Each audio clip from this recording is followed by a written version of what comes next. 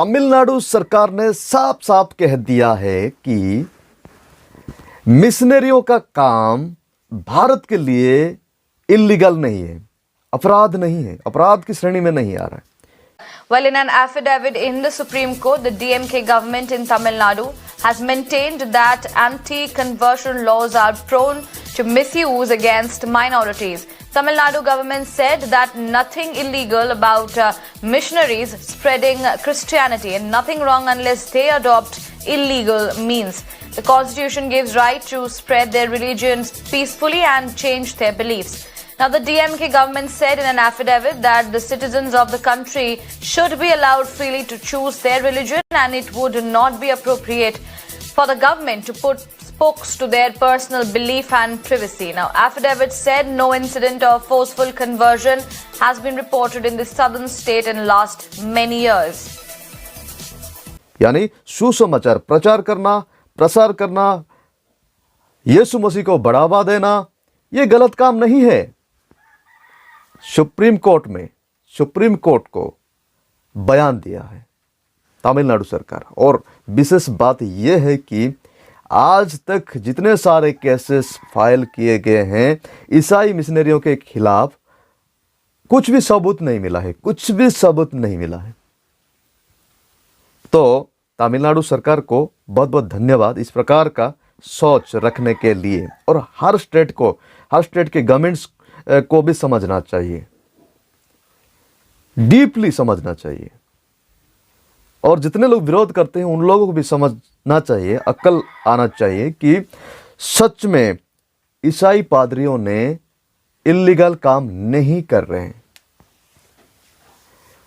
इस बयान को सुनते ही कई सारे मीडिया वाले रोने लगे, तमिलनाडु सरकार को एंटी हिंदू सरकार कहने लगे। विशेष रूप से जो अश्विनी उपाध्याय, सुप्रीम कोर्ट का एक वकील और बीजेपी का लीडर, उन्होंने तो बहुत रोने लगा। Tamil Nadu government clearly saying that there should not be an anti-conversion law in the state. What do you have to say?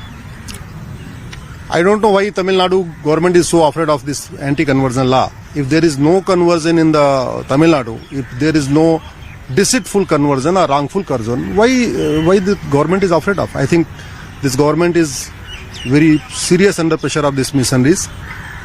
Conversion going on every district of the Tamil Nadu, every tehsil, every taluka of the tehsil.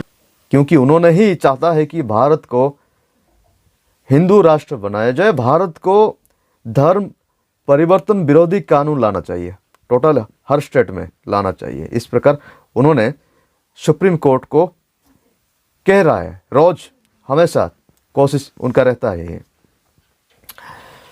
अभी तमिलनाडु सरकार जिस प्रकार कहा वैसे ही हर state के सरकारों को भी कहना चाहिए, क्योंकि भारत एक सेकुलर कंट्री है, भारत एक धर्म को प्रचार करने की अधिकार दे रहा है।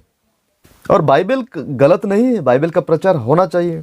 अगर आप आज बाइबल को गलत बता रहे हैं तो फिर आज से 50 या 60 साल पहले पीछे जाके देख लीजिए, तब बाइबल प्रचार करने के कारण ही आज इंडिया में इतने सारे आधुनिकता यानी इतने सारे डेवलपमेंट आ चुका है।